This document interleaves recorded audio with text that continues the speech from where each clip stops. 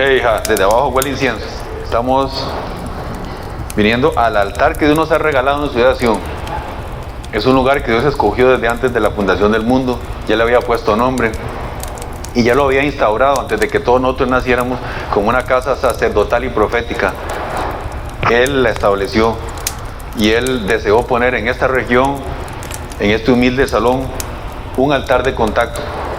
Es un altar que Dios ha regalado a los que reconocen ese altar. No todo el mundo lo reconoce, no todo el mundo puede empatar con el altar, no todo el mundo va a abrazar las piedras de ese altar. A veces se ponen calientes, pero ahí está la bendición de Dios. ¿Cuántos conocen la tecnología del altar? Eso es tecnología de Dios. Tecnología no significa algo electrónico. Puede estudiar la palabra.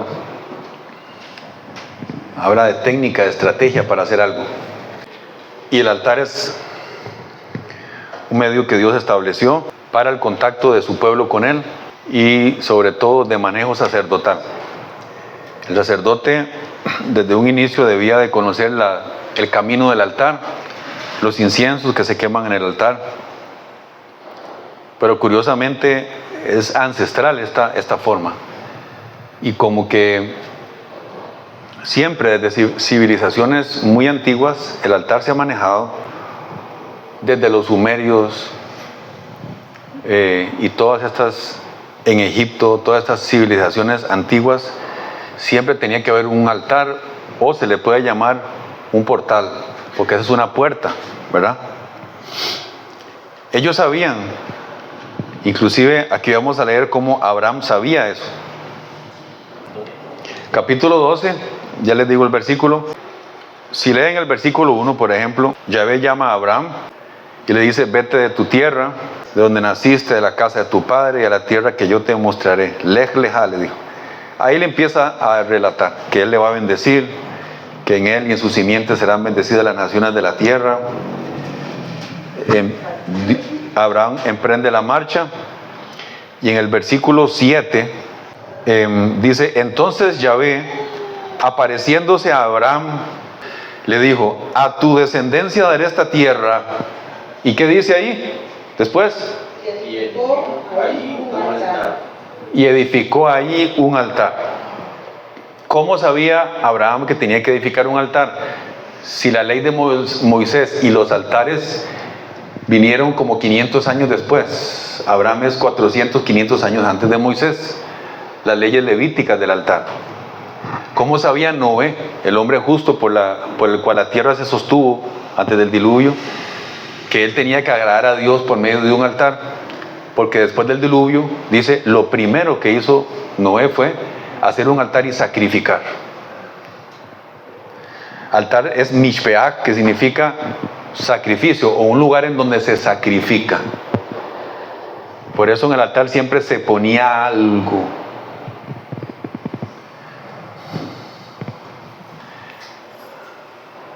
Al altar se lleva algo para que se active el altar. Ya vamos a trasladar este altar para hoy, porque estamos hablando de ese tiempo, pero ya vamos a ver cómo esa tecnología o esa vía Dios nunca la abrogó, digámoslo así. Siempre es la estrategia de Dios. Y usted tiene que conocer su altar, de hecho. Sigue el relato, hermanos. En el 8 de allí se dirigió a un monte al oriente de Betel, donde instaló su tienda. Betel se localiza al occidente y Ai al oriente. Y allí, ¿qué dice? Erigió un altar a Yahvé e invocó el nombre de Yahvé. Claro que sí.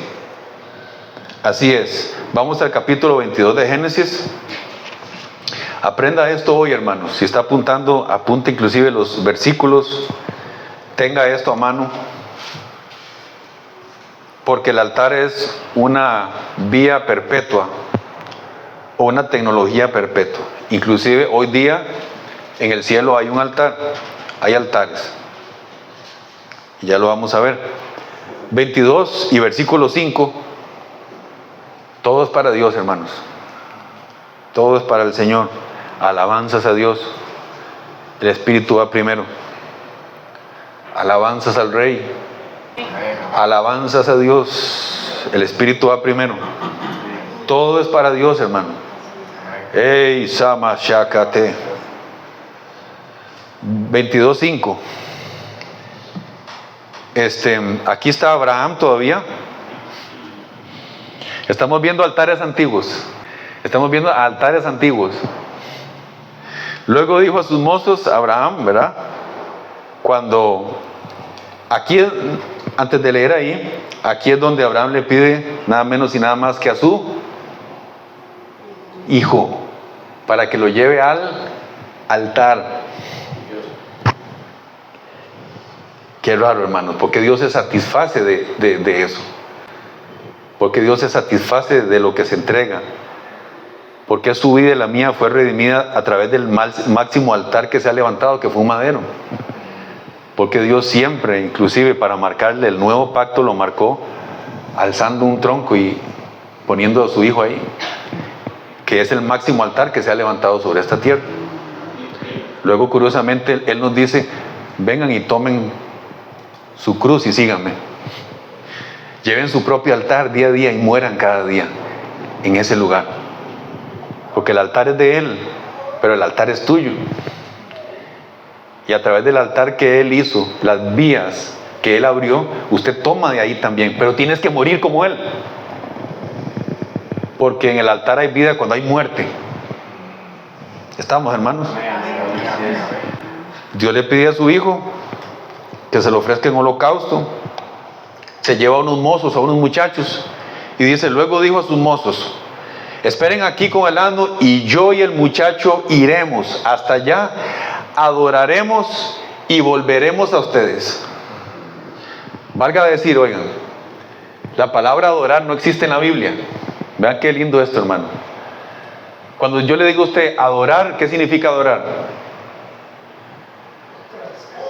Vamos a ver. Susana, vamos a adorar a Dios. ¿Qué diría usted? O James, dígame alguien. ¿Qué diría usted, James? Vamos a adorar a Dios. ¿Qué piensa usted que vamos a hacer? Dar sacrificio. Pues es parte de, sí. Es parte de, no está mal eso que dijo James. Pero algo muy curioso. La palabra adorar en la Biblia, en el texto más original, es shakha. Y significa postrarse en tierra. Cuando usted ve que en la Biblia dice, y Jacob adoró, y tal adoró, usted piensa que empezó a levantar las manos. Si usted estuviera leyendo el texto antiguo, diría, y Jacob se tiró al suelo y se postró y se puso en una posición. Y eso hay que aprenderlo para activar altares también. En los Salmos hay 7 palabras que todas se traducen alabe a Dios, adore a Dios. Está Yadá, está Todá, está Tefilim, está Barak. Están algunas, se me olvidan en las otras. Y halal, algunas de esas significan levante las manos, algunas de esas dicen levante la voz, algunas de esas dicen póstrese, como Barak también es poner la frente. Los salmos, cada vez que le está invitando a usted a venir a Dios, esto es para unirlo con el asunto del altar. Le está invitando a tomar posturas también, físicas. Es importante. No es en vano cuando usted se hinca, cuando usted se postra. Eso es lo que activa también. De alguna forma nosotros estamos unidos, corazón, alma y cuerpo. Vea que si su alma sale de usted, ahorita mismo usted se muere, o su cuerpo sigue viviendo. Usted está activado por un mecanismo espiritual. Y si usted se enferma, usted puede venir y adorar a Dios con todo el corazón y saltar. A veces usted está ahí casi que reclamándole a Dios. Inclusive su alma, su fe se afecta cuando su cuerpo se afecta. Lo mismo es la adoración. Eso para cuando, ahorita que sigamos hablando, y usted en su casa, supongo yo, usted tenga su altar, su rincón. Claro que es bueno que usted tenga posturas. Claro que es bueno que usted se hinque. Cuando usted está aquí, los que vienen miércoles, los que están antes de orar, uno puede sentarse a ratos, Pero hay algo que está mal, hermanos, si usted nada más se queda ahí. Usted en algún momento tiene que hincarse siempre, por lo menos un rato. En algún momento tiene que caminar y tiene que hacer una forma. Su cuerpo tiene que moverse como con el espíritu. Además que esa posición algo hace en usted que te conecta, que te lleva. Vean ustedes que lo que hizo Abraham fue: voy a ir con mi hijo y nos vamos a ir a postrar delante de Dios y volveremos. Porque sí, esa postración es: me rindo, me doy. Ahí estoy, como dijo James, me rindo. ¿Cómo es James? Entrega, sacrificio. Rendir sacrificio, sí. Rendir sacrificio, que sí tiene que ver, claro que sí.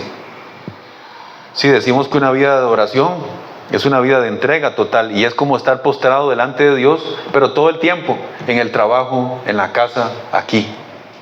Es como que uno se postra y se pone en pie, pero siempre sigue postrado. Ok, 22.5 y 22.9, ya luego dice aquí: al llegar al lugar que Dios le había indicado, allí levantó o erigió a Abraham ¿un qué?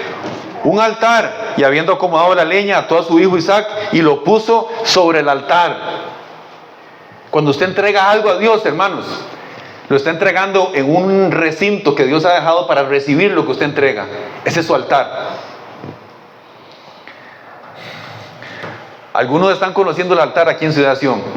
Algunos están empezando a conocer. Algunos ya Dios le ha mostrado hasta el color de las piedras, ¿o no? A María el domingo pasado, el miércoles que estuvo aquí, lástima que no está hoy, luego que cuente el testimonio también. Ella pudo ver en el altar. Yo el domingo pasado decía: hermanos, el altar te va a hablar hoy.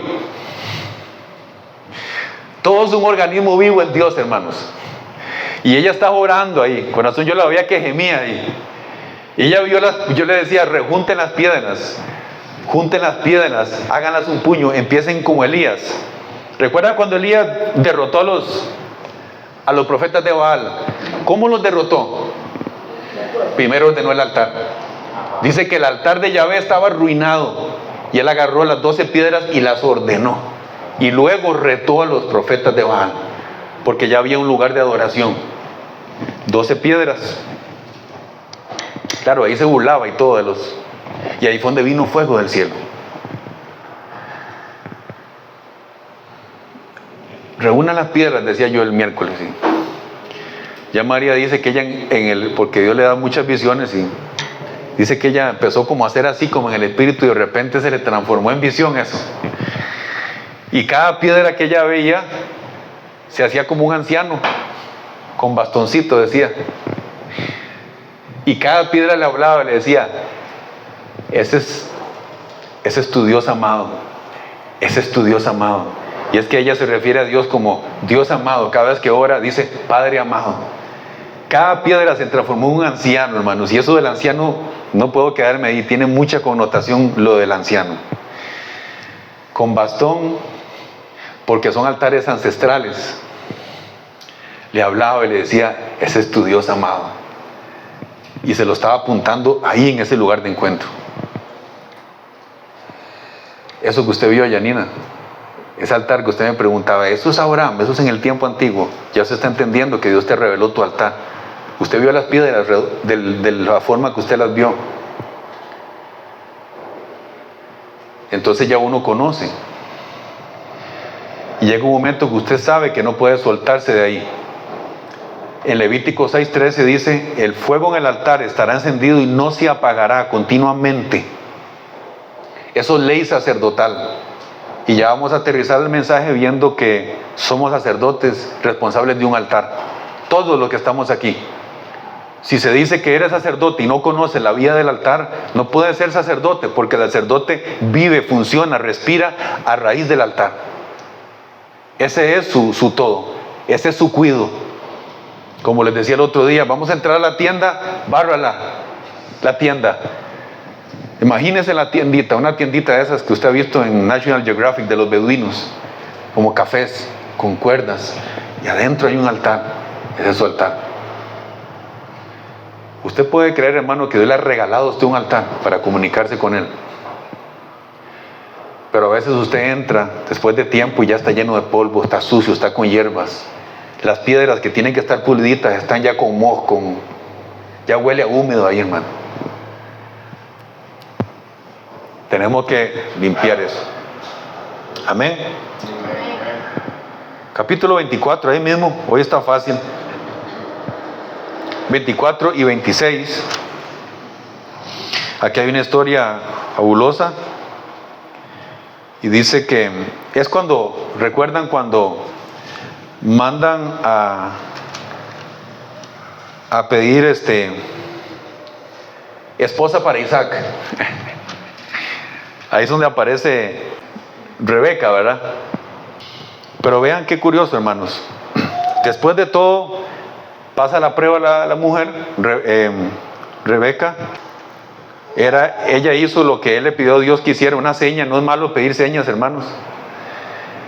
La mujer que llegue al pozo y me ofrezca agua para mí, para mis camellos, esa es la que tú has elegido, Señor. Y llegó, y la primera que vino fue Rebeca. Le dijo: Señor, ¿quieres agua? Señor, y a tus camellos también. ¿Y él qué hizo cuando pasó eso? Porque luego le preguntó: ¿y de quién es usted? Y se dio cuenta que era familia de Abraham, y necesitaba que fuera familia para empatar. Yugo igual, ¿verdad, hermanos? ¿O yugo desigual? Yugo igual en todo. Y vean lo que dice que hizo. 24-26. ¿Estamos ahí? Entonces el hombre, este siervo, arrodillándose en el suelo, adoró a Yahvé. ¿Qué hizo ahí entonces él? Exactamente. Bien, James también. Eso fue un altar silvestre ahí.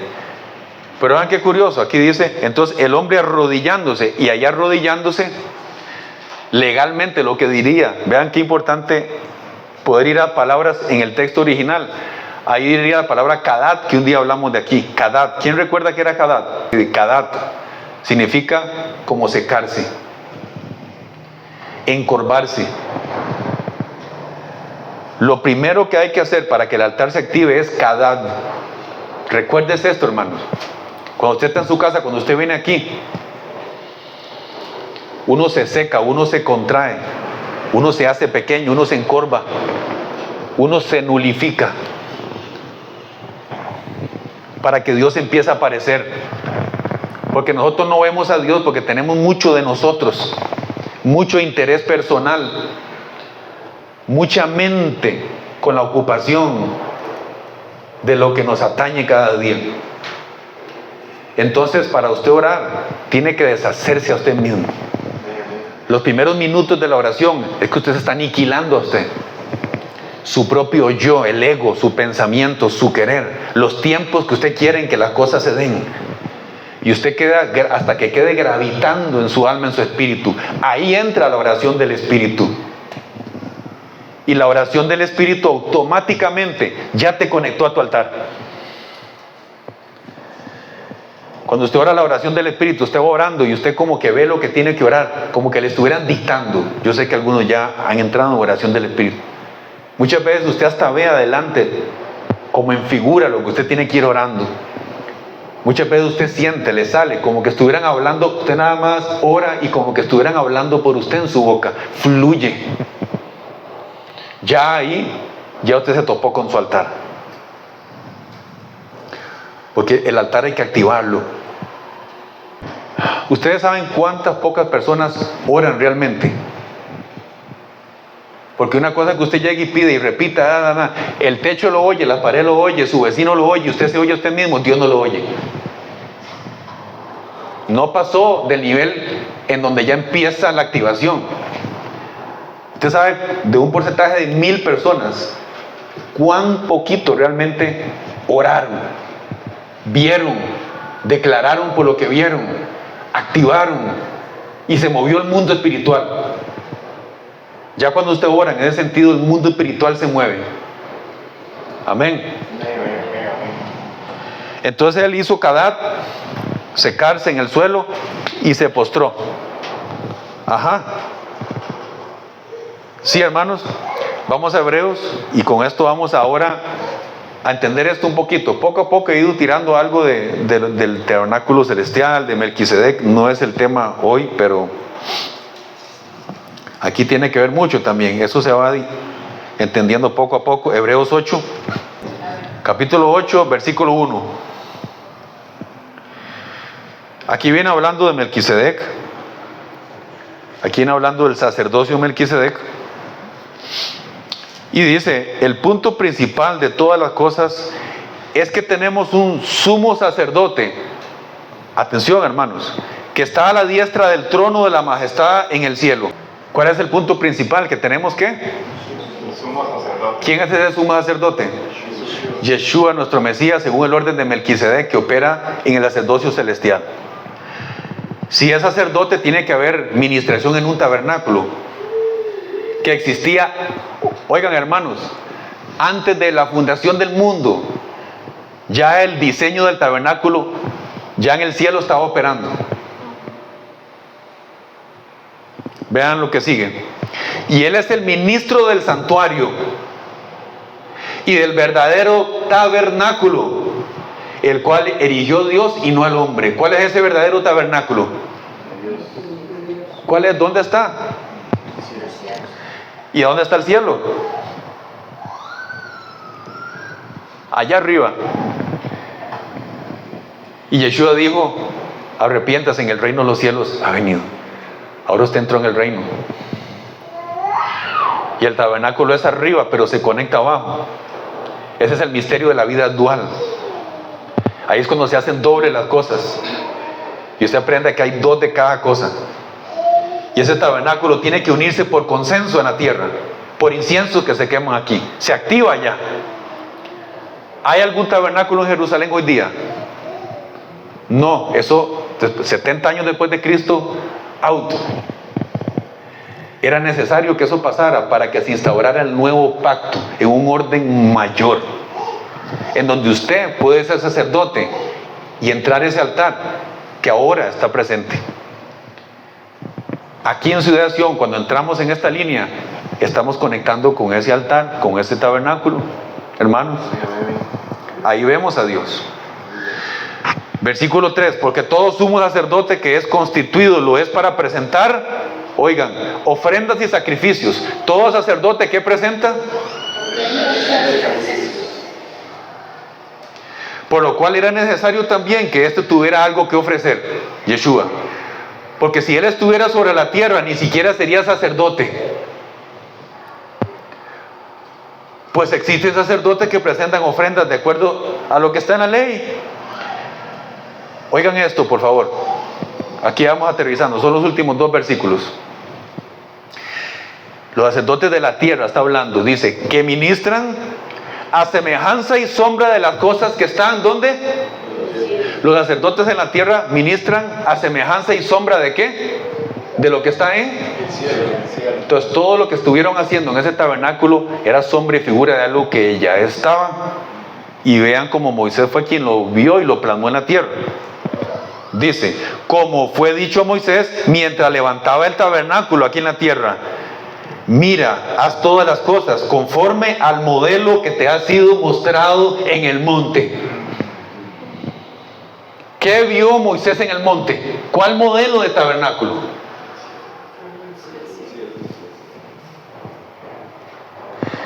¿Y quién ministraba ese tabernáculo desde las eternidades? Porque Dios no tiene desde que se creó el cielo y la tierra. Eterno, por siempre, es el Señor. Civilizaciones han habido, que ya luego vamos a hablar de los Anunnaki, los hombres serpiente, todo eso, que no es casualidad que en Génesis una serpiente le hablara. Eso lo vamos a ver. Cómo Dios ha venido con un plan tremendo y cómo usted es el sacerdote estratégico de Dios. Y cómo usted tiene responsabilidad fuerte, hermanos, fuerte, pero no nos damos cuenta. Conforme a las cosas que están en los cielos. Entonces ahora, si ministramos cual sacerdotes, ¿dónde está el altar? Ahí más adelante en Hebreos habla del tabernáculo que está en los cielos, el arca de Dios que se abre y todo el mundo logra ver el arca de Dios que está en los cielos, esa que estaba en el tabernáculo.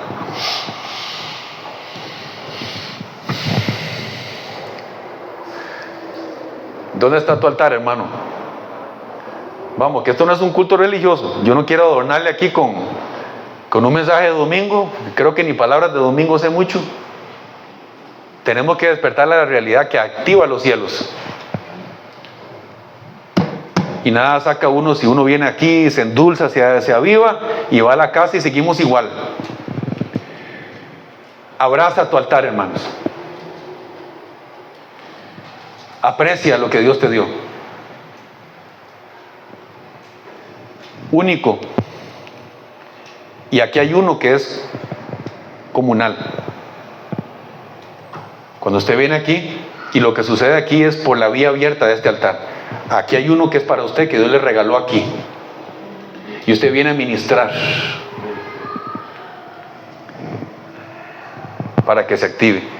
Eso que han dicho muchas personas, que huele incienso. ¿Qué cree? ¿Dónde se está quemando ese incienso? Tiene que haber fuego para que el incienso se queme. ¿Cuántos hijos de Dios van a la iglesia, hermano? Para hacer charangachanga, para ir a ver al cine, digamos. Es como un cine. Y no saben esto. Creen nada más que ahora simpatizan con Jesús y que van a la iglesia. Ya soy cristiano. ¿Y qué significa ser cristiano? ¿Conoces quién eres? ¿Conoces que eres un sacerdote que tienes que ministrar? Y a algunos se les da más cerca. Algunos vienen a servir más cerca. Y algunos de este altar que está aquí se van a hacer más cercanos y van a tener beneficio que vienen aquí. Porque van a verlo más de cerca, pero no entienden algunos.